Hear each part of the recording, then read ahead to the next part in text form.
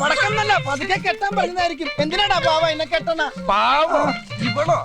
എടാ ഇവളെ ഏതോ ഭീകര സംഘടനയിലെ ആളാ. ഇവൾക്ക് കരാട്ടെ കുങ്ഫു ഒക്കെ അറിയായിരിക്കും. നമുക്ക് ഇവളെ കെട്ടിയിട്ടിട്ട് സംസാരിക്കാം. കണ്ടാ കെട്ടിട്ടാ ആൻസർ പറയുന്നത്. സോറി. നീ എന്താ ഈ കാണിക്കുന്നത്? വേറെ വല്ല ആയതുകൊണ്ടോ നോക്കാം. ഇതിനൊന്നും വിശ്വസിക്കാൻ പാടില്ല. അരയിൽ വല്ല ബെൽറ്റ് പോകുമ്പോൾ ഒളിപ്പിച്ചോണ്ടെന്ന് ആർക്കറിയാം? എന്താടി ഇവിടെ?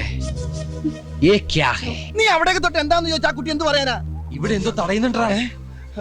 ഈശ്വര, ഈർക്കിലി പടക്കോ? അത് ഏലസ് ആയിരിക്കും. ഏലസ്. ആ ഏലസാ. ഹാ ഇനി പറ. തൂ ആവാരാഹും. നീ ആരാകുന്നു? നീ കണ്ണു തുറപ്പിക്കല്ലേ, കണ്ണു കുത്തിപ്പൊട്ടിക്കും ഞാൻ. മറിയൻ റഷീദ് ചോദ്യം ചെയ്ത സ്റ്റൈൽ നിനക്കറിയോ? നിന്റെ ഉടുതുണി കംപ്ലീറ്റ് സംസാരിക്കരുത്. ഞാൻ മലയാളത്തിലല്ലടാ. അതാണ് പ്രശ്നം. അയ്യോ സുന്ദര, നീ വല്ലാതെ പേടിച്ചിരിക്കുന്നു. ഞാനില്ലേ, ധൈര്യമായിട്ടിരിക്കേ, ധൈര്യമായിട്ടിരിക്കേ. തോക്കും കൊണ്ട് ആരെ കൊല്ലാനാടി നീ നടക്കുന്നത്? അത് പറയാതെ നിന്നെ വിടില്ല.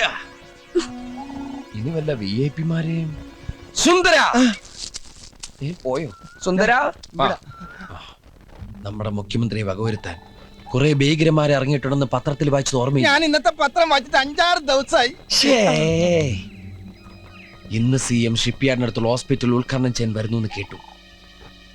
2 ദിവസം മുമ്പ് ഇവളെന്നോട് ഷിപ്പ്യാർഡ് എംബ്രാന്താന്ന് ചോദിക്കുകയും ചെയ്തു. അതെന്തിനാടി തിരക്കിയത്? പറയടി, എന്തിനാടി ഷിപ്പ്യാർഡ് എംബ്രാന്താന്ന് തിരക്കിയത്? പറയാൻ. മുഖ്യമന്ത്രിയെ കാണാൻ. മുഖ്യമന്ത്രിയെ കാണാൻ? എന്തിനാ കാണുന്നേ? ഒരു പരാതി പറയണ്ടായിരുന്നു. പരാതിയാ? നീ ഏത് ഭാഷയെ പറയൂടി? മലയാളത്തില്. എന്താ അദ്ദേഹത്തിന് മലയാളം അറിയില്ലേ? അങ്ങേർക്ക് മലയാളം അറിയാം, പക്ഷെ നീ എങ്ങനെ മലയാളം?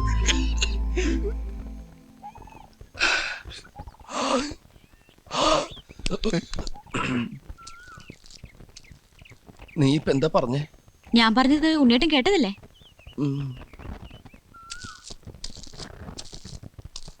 സുന്ദര, ബസന്തി മലയാളത്തിൽ സംസാരിച്ചു. നീ എന്താ ഞെട്ടാത്തെ? ഞാൻ ഒരു പ്രാവശ്യം ഞെട്ടിയതാ. എപ്പോഴെപ്പോഴും ഞെട്ടാൻ എനിക്ക് വട്ടൊന്നുമില്ല. ഉണ്ണിയേട്ടൻ എന്താ അറിയണ്ടേ? ഒരു തോക്കുമായി ഞാൻ നടക്കുന്നത് എന്തിനാണെന്ന് അറിയണല്ലേ? കൊല്ലാൻ തന്നെയാ,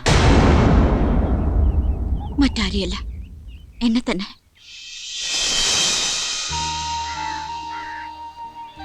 മരണക്കിടക്കയിൽ വെച്ചാണ് വസുന്ധര, എന്റെ അമ്മ, എന്റെ അച്ഛൻ ആരാണെന്ന് ഞെട്ടിപ്പിക്കുന്ന രഹസ്യം എന്നോട് പറഞ്ഞത്. ഒറീസയിൽ നിന്നെത്തി ഒരുപാട് അലഞ്ഞു തിരിഞ്ഞു. ഒടുവിൽ അച്ഛൻ എവിടെയാണെന്ന് ഞാൻ കണ്ടെത്തി. ഇനി എനിക്കറിയേണ്ടത് ഒന്ന് മാത്രമേ ഉള്ളൂ. ഒന്നുകിൽ അയാൾ എന്നെ സ്വന്തം മകളായി സ്വീകരിക്കണം, അല്ലെങ്കിൽ അച്ഛന്റെ മുന്നിൽ വെച്ച് തന്നെ ആ തോക്ക് വെച്ച് എന്റെ ജീവിതം ഞാൻ അവസാനിപ്പിക്കും. എനിക്കാരുമില്ല. സ്വന്തം എന്ന് പറയാൻ ഒരു പുൽക്കുടി പോലും ഇല്ല എനിക്ക്. അങ്ങനെ പറയരുത്. ഞങ്ങളുണ്ട് വസന്തിയുടെ കൂടെ. പക്ഷെ ഒരു കാര്യം എനിക്കറിയണം. ആരാണ് ക്രൂരൻ? ശ്രീധര കൈമൾ, മഹാലക്ഷ്മി ബാങ്കിന്റെ കൊച്ചി മാനേജർ ശ്രീധര കൈമൾ.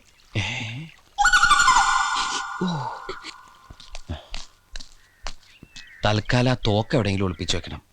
ഒരു ദുർബല നിമിഷത്തിൽ അവൾക്ക് എന്തെങ്കിലും തോന്നിയ കൈമളിന്റെ കാര്യം ക്ലോസ് ആവും. അതോടെ നമ്മുടെ ലോണും ക്ലോസ് ആവും. എന്തായാലും അവളെ നമ്മുടെ അടുത്തേക്ക് കൊണ്ടുവന്ന ദൈവമാ.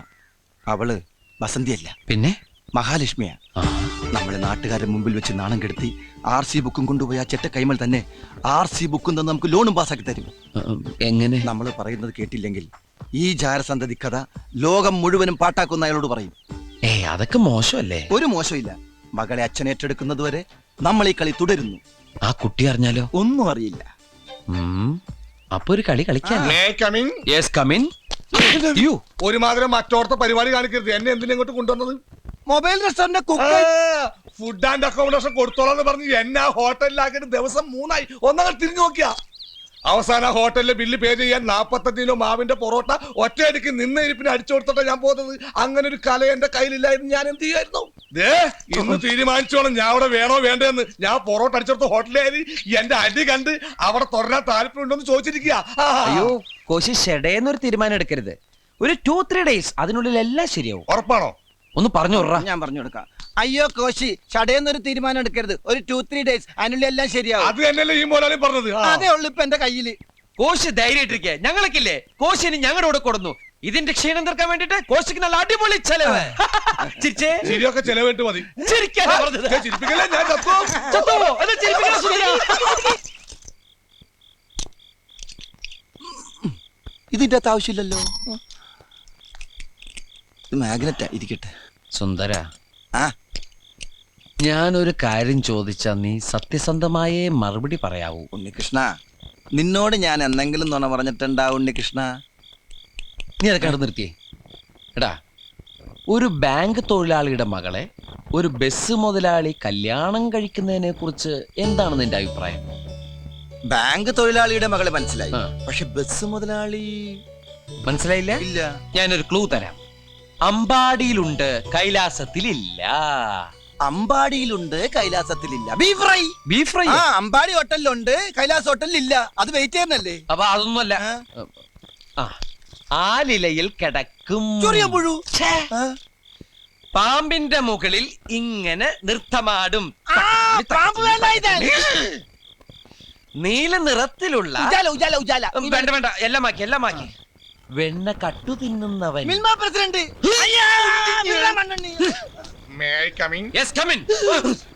ഞാൻ എവിടെ കിടക്കണ്ടേ? എന്റെ മടി കിടക്കണോ? അല്ല, എനിക്ക് ഉറങ്ങാനായിട്ട്. ഞാൻ താരായിട്ട് പാടിത്തരാം. വേണ്ട, എനിക്ക് പാട്ട് കേട്ട് ഉറക്കാൻ പറ്റില്ല. എടോ, വണ്ടിയിൽ ഇഷ്ടം പോലെ സ്ഥലമുണ്ട്, എവിടെയെങ്കിലും പോയി കിടക്ക് പോ. ശരി മുതലാളി. ഏയ്, ഡാ, സുന്ദരിയായ ഒരു പെൺകുട്ടി ബസ്സിനകത്ത് പുര നിറഞ്ഞെടുക്കുമ്പോ ഒരു അന്യപുരുഷനെ അവിടെ കിടത്താൻ ഞാൻ സമ്മതിക്കില്ല. ഓ, അത് ഞാൻ ഓർത്തില്ല. എങ്കിൽ ടർസി കിടന്നോ. ടെറസിലാ? വണ്ടിയുടെ മോൾ ഭാഗം ഇല്ലേ, അവിടെ കിടന്നോ. ആ, ശരി. എന്താണ്? എനിക്ക് തലവെക്കാൻ 2:30 ഒരു മാംഗ്ലൂർ മേലുണ്ട്, പോയി തലവെക്ക്. എടോ, ആ വണ്ടിയുടെ അകത്ത് പായുണ്ട്, തലോണിയുണ്ട്, എടുത്തിട്ട് പാണ്ടാറടങ്ങ എന്റെ ശരി മോളിൽ. മുതലാളി. ഡാ, ശരിക്കും മുതലാളി ഞാനാ. ആ, ശരി, ശരിക്കും മുതലാളി. ശരിക്കും മോലാളി. നേരത്തെ പറഞ്ഞില്ലേ കല്യാണം കഴിക്കാൻ പോണ ആ ബസ് മോലാളി? അതിന്റെ ക്ലൂ എനിക്ക് ഇതുവരെ കിട്ടിയില്ലല്ലോ. പോടാ, മനുഷ്യനെ മെനക്കെടുത്താനായിട്ട്. മനുഷ്യനെ മെനക്കെടുത്താൻ. ആ, താമരാക്ഷ പിള്ള ബസ്.